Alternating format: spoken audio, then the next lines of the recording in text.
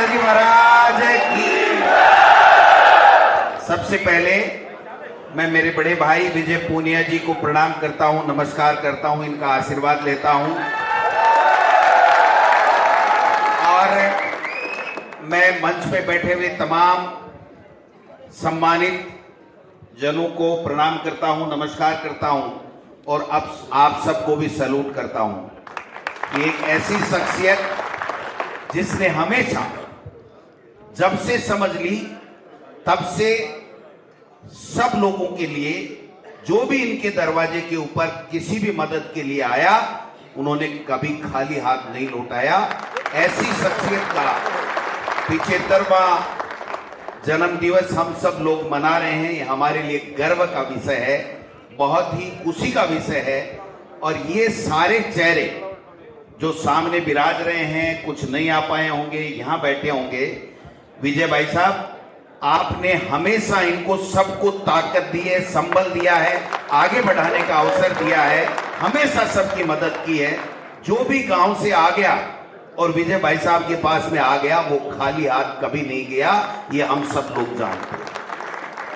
तो एक लंबे समय तक समाज के लोगों की सेवा करना, लंबे समय तक पीड़ित की, गांव की बहन, बेटी, युवा सबकी मदद करना, ये कोई छोटी बात नहीं होती है। हम राजनीति में रहने वाले लोग राजनीतिक स्वार्थ के लिए मदद करते हैं और ये एक सा शख्स है जिसने कभी अपना स्वार्थ नहीं देखा है। ये हमेशा खड़ा मिला है। जब हम बच्चे थे तो नाम सुनते थे और मन में होता था कि कभी हम क्या उनको देखेंगे, क्या उनसे मिलेंगे क्या। आज उस शख्सियत का हम सब सम्मान कर रहे हैं, ये हमारे सबके लिए खुशी की बात है।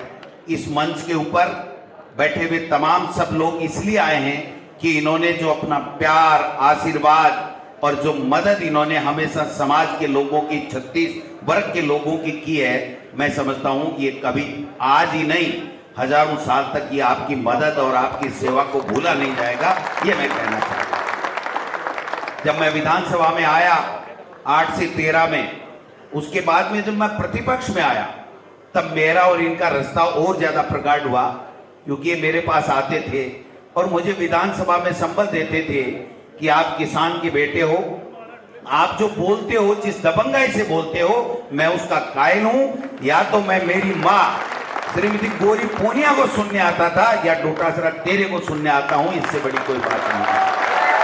तो ये जो आशीर्वाद स्वरूपी जो बात ये कहते थे, उससे हमें संबल मिलता था।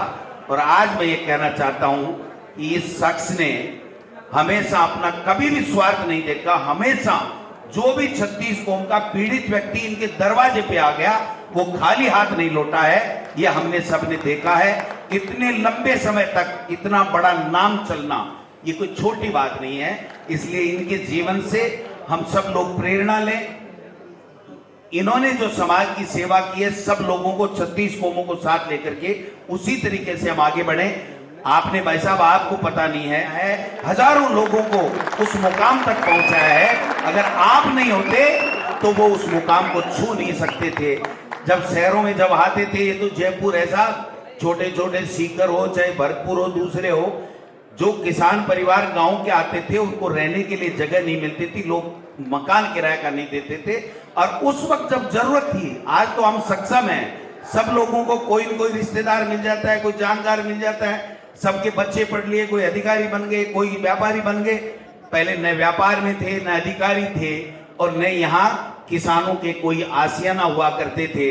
आज तो किसान के बेटे इतने मजबूत हो गए कि यहाँ लोगों को भवन प्रोवाइड करवा रहे हैं। मैं समझता हूं कि ये जो चीज है, ये सारी बहुत शानदार चीज है और इन्होंने देने का काम किया। उस वक्त मदद करना आज की मदद से 1000 गुना बेहतर थी।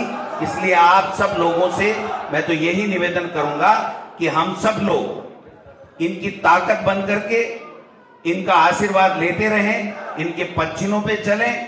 इन्होंने जो संदेश एक समाज को दिया है कि गरीब की, पीड़ित की, पिछड़े की, दलित की, सब लोगों की जो मदद करता है, सही मायने में वही सही इंसान होता है। वो जो भाव आपने लेकर के इन लोगों के काम किए हैं, मेरे पास भाई साहब गए थे जब निमंत्रण देने, मैंने कहा निमंत्रण की कहां जरूरत है, ऐसे शख्स के लिए तो सबको आगे बढ़ करके आना चाहिए और आशीर्वाद लेना चाहिए, और बड़े हैं उनको आशीर्वाद देना चाहिए, जिससे और भी विजय पूनिया यहाँ पर पैदा हो हजारों की संख्या में और लोगों की सेवा करते रहें।